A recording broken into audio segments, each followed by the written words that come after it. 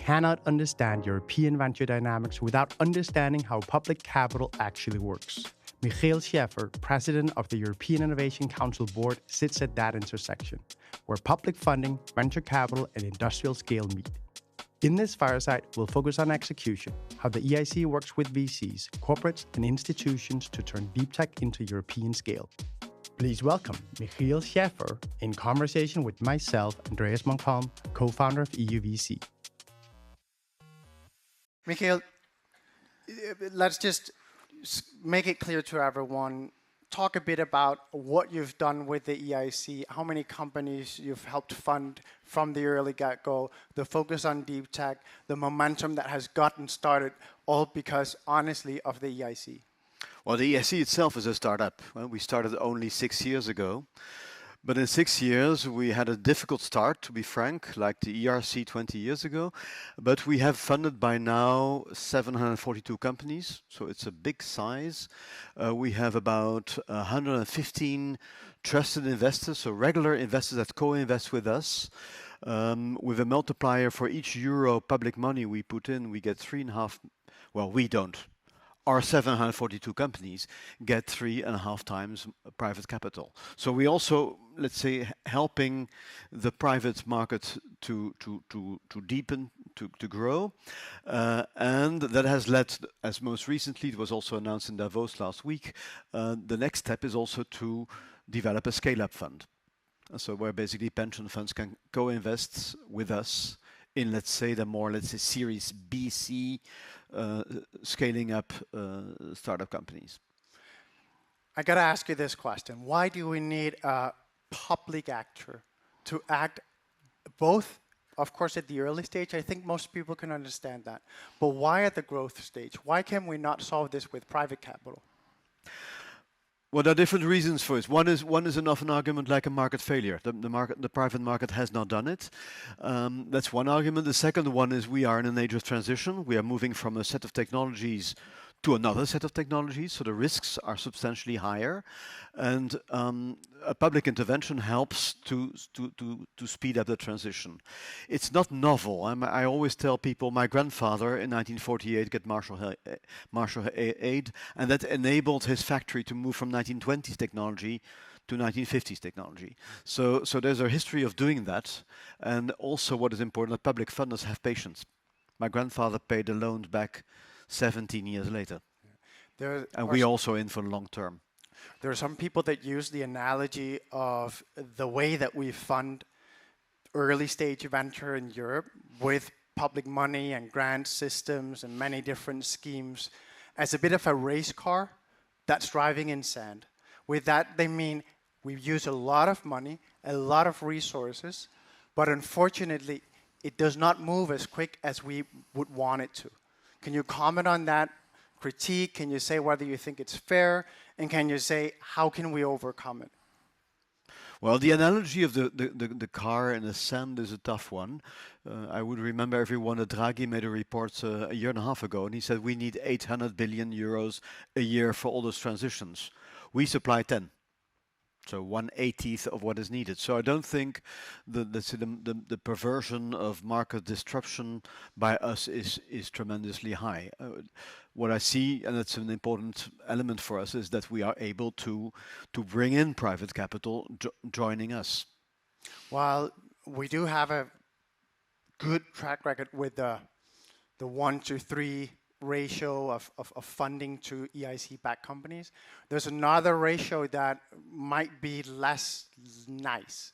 And that's the fact that 45% is at least the number I've seen reported, you might want to correct me on that, actually do not get VC funding to match your grants. Can you talk a bit about what's going wrong, so to say? Why is it that there are companies that are backed by the EIC that the private markets then do not go in and back?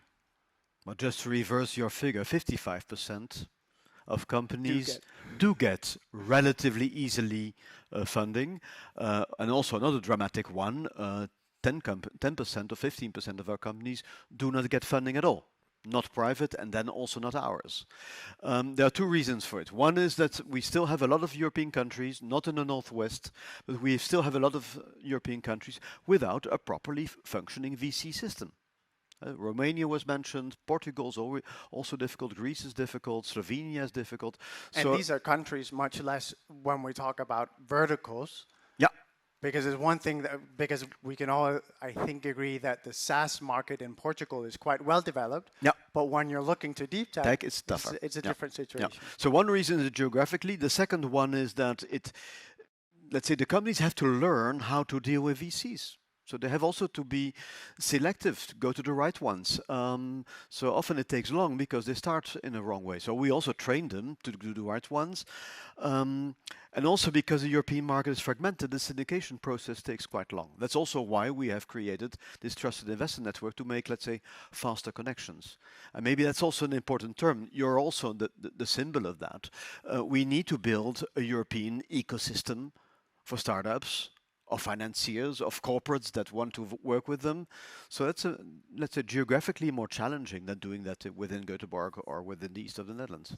If I can make a comment, it's a politically charged one, or at least dangerous one, and I'd love to hear your take on it. I've been a politician, so I'm used to that. Yeah. So my comment, and I don't even know how to phrase it as a question, but my comment is that being good in tech and in tech investing is almost equal to having a strong network and knowing how to put that to work. If we transfer that to the public side, that's called nepotism. It works incredibly well when it comes to venture because we have trusted relationships that, you're in, I'm in as well. I don't even think twice. That dynamic is incredibly effective, but it's very hard to mimic and keep up with if you're running a public program. Have you ever thought about that? Well, I think having a system that is not sensitive to nepotism is a benefit. But on the other hand, I mean, I have one experience. I was a regional minister. A company that was with us on the blacklist succeeded in the EIC. And I would have said, oh, you shouldn't have done that. So there's no interaction. That's also a benefit, that if you fail in funding at a national level, you can still go on a European level. It happens. What is also important is that sometimes you have those implicit things. For example, there was an interview week last week, and we require 3 people to come for the interview. So you come with a CEO, a CTO, and a CMO, a CFO. So basically, we foster naturally teams starting companies, also often multinational teams. So that also reduces the risk of nepotism. Let me ask you a final question. And this is actually more of an opportunity, I would say, because I'd love for you to talk a bit about the Scale-Up Fund and the initiative and what you're trying to tackle there and the progress on that initiative. Well, it has been launched officially already some months ago. It was, let's say, more prestige launched last week in Davos. The current situation is that we have around 3 billion euros committed. What is interesting is that we have large funds committing, and basically what they look for, mainly the Scandinavians and the Dutch, I would say, they can do their own countries. But we have a deal flow of now, since Friday, more than 800 companies. So we can offer a Swedish fund or a Danish fund or a Dutch fund a European deal flow, which is too expensive to manage as a pension fund. And that's an important reason. And it's also, let's say, if we take the elite of the elite, so let's say the 60, 70 larger companies, it's companies that are getting close to a good EBITDA and basically are moving to a possible exit within 5 years, an IPO, if by then there's an IPO market by then, or going to private equity. So we also have now, let's say, a substantial portfolio of companies that are more industrial and more developed commercially, have a turnover of 50 to 100 million euro turnover, and basically are becoming safer investments. Yeah. I want to give you the opportunity to say to the group here, and this is one of the reasons why I love the GoWest conference, it's incredibly strong corporate executive ecosystem that's built around GoWest. Can you just give one final statement? What would you want to say to that group in the audience, the corporate executives?